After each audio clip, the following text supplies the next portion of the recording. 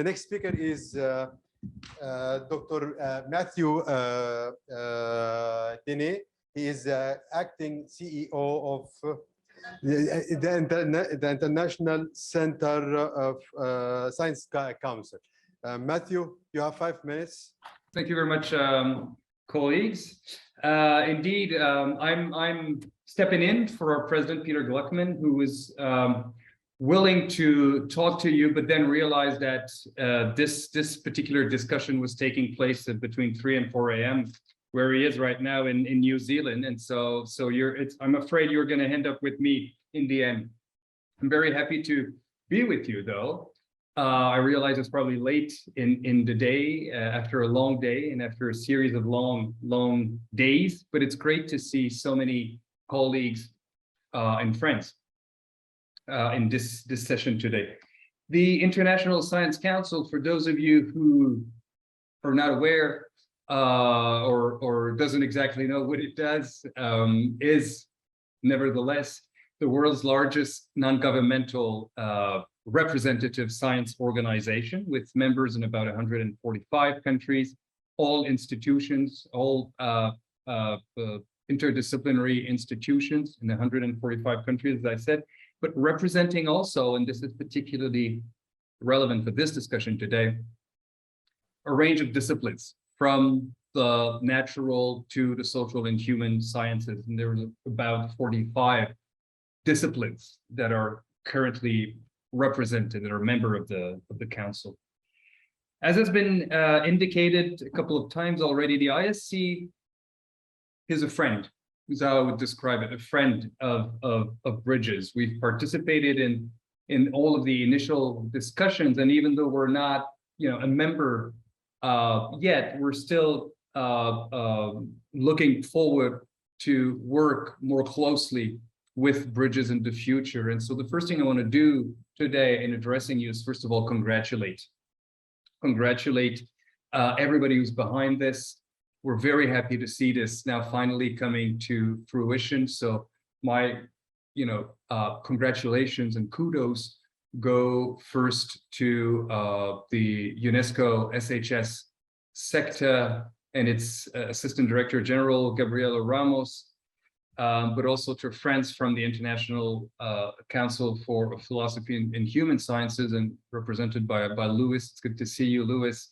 And first and foremost to the Secretariat, represented today by Stephen, the people who are really actually doing the work and who will be delivering in the coming years.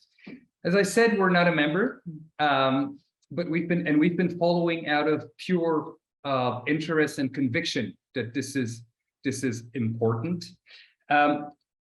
Why is this important? Why do we think that Bridges is an important step and probably an important partner of the ISC moving forward?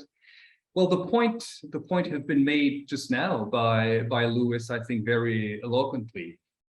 For our societies to respond, to address to climate and environmental change, we just know that we need scholarship that largely comes from the humanities and the social sciences. No matter how important environmental science, climate science, for example, is in order to understand how climate and our environments are evolving, no matter how critically important that knowledge is, it is to a large extent very well documented and known already.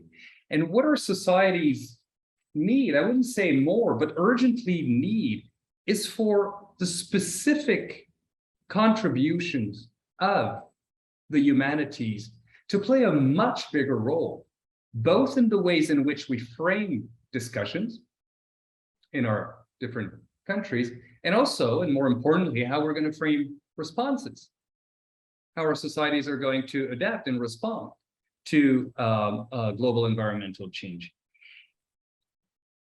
We need a better understanding. I'll just give you a few examples. We need a better understanding of, for example, the historical and the contextual complexities of our different societies in different parts of the world. So the cultural differences.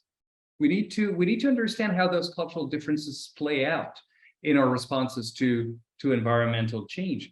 Similarly, we need better understanding of issues of, what we call subjective interpretation, sense making, worldviews, values, etc., imaginaries of different societies, but also how different forms of knowledge play certain roles in different societies.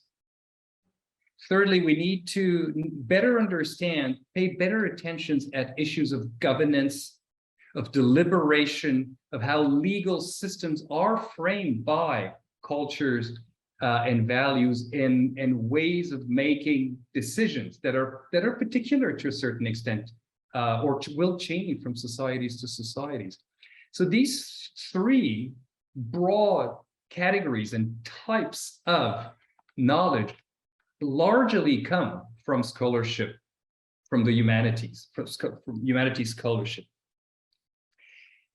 The ISC, my own organization, is regularly called upon to provide inputs into different policy processes within the multilateral system. There's a broad recognition that the kinds of issues that I've just now briefly outlined are exactly what is missing and where we need to put more effort and where we need to bring the specific contribution, as I call it, from the humanities. And this is why working with constituted network of scholars who are particularly well equipped because they are networks, interdisciplinary networks in themselves, but more primarily because they bring that particular knowledge. This is why this is so important.